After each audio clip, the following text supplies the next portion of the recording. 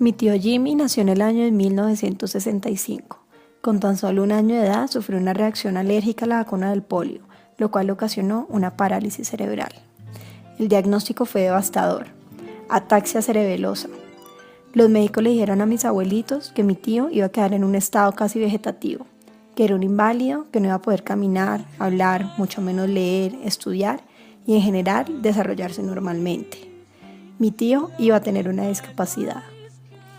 El tener una discapacidad suponía vivir con un estigma social y que las mismas personas y la sociedad le impusiera barreras para poder desarrollarse.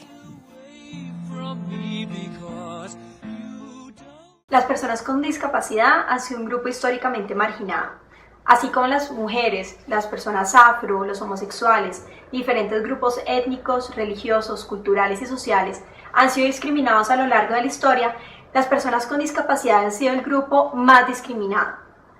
Esta discriminación tiene origen en el estereotipo social de las personas con discapacidad como incapaces, como personas que no pueden, como personas que necesitan ayuda.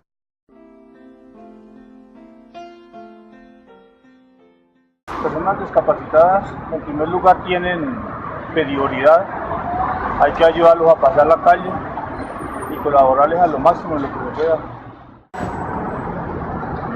Que ya casi es discapacidad física, que no pueda caminar porque ya para mí queda como vegetal más bien, cierto que ya no sirve y depende de las otras personas.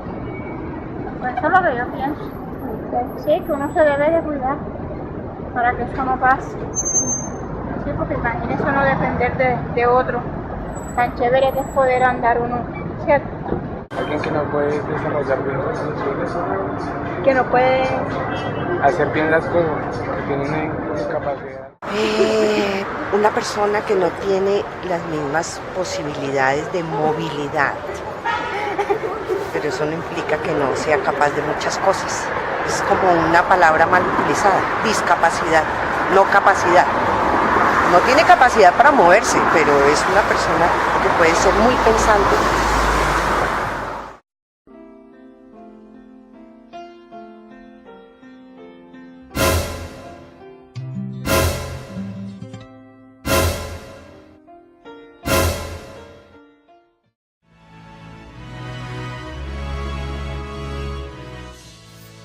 En el 2006 nace en la ONU la Convención sobre los Derechos de las Personas con Discapacidad. De acuerdo con esta convención, la discapacidad es simplemente una forma más de la expresión de la diversidad humana. De esta forma, así como existen personas afro, altos, bajos, gordos, asiáticos, latinos, europeos, gays, trans, entre otros, existen personas con discapacidad. También dice la Convención de la ONU que la discapacidad no está en la diversidad funcional que pueda tener una persona, sino que está en las barreras que le impone la sociedad para que esa persona con discapacidad pueda desarrollar sus derechos en igualdad de condiciones a los demás. Con esta definición nace el modelo social para definir la discapacidad.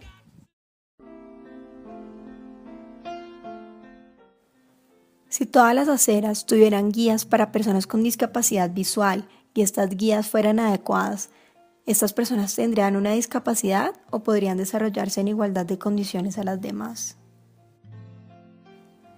Si todos los libros tuvieran una traducción a braille o un CD con su contenido y una audiodescripción, ¿las personas con discapacidad visual tendrían una discapacidad? Si todos supiéramos comunicarnos por lengua de señas, así como sabemos hablar inglés, algunos italianos, francés o incluso mandarín, ¿las personas con discapacidad auditiva tendrían una discapacidad?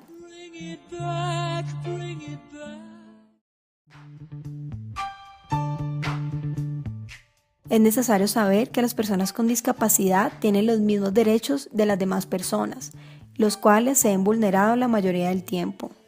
Es necesario realizar ajustes razonables y un diseño universal para eliminar las barreras que la sociedad le impone a las personas con discapacidad para desarrollar sus derechos en igualdad de condiciones. Hay que superar los estigmas sociales, aceptar e incluir a las personas con discapacidad dentro de la sociedad para impedir que a personas como mi tío se les haga difícil vivir, acceder a sus derechos, desarrollarse y ser tratado como cualquier persona en la sociedad.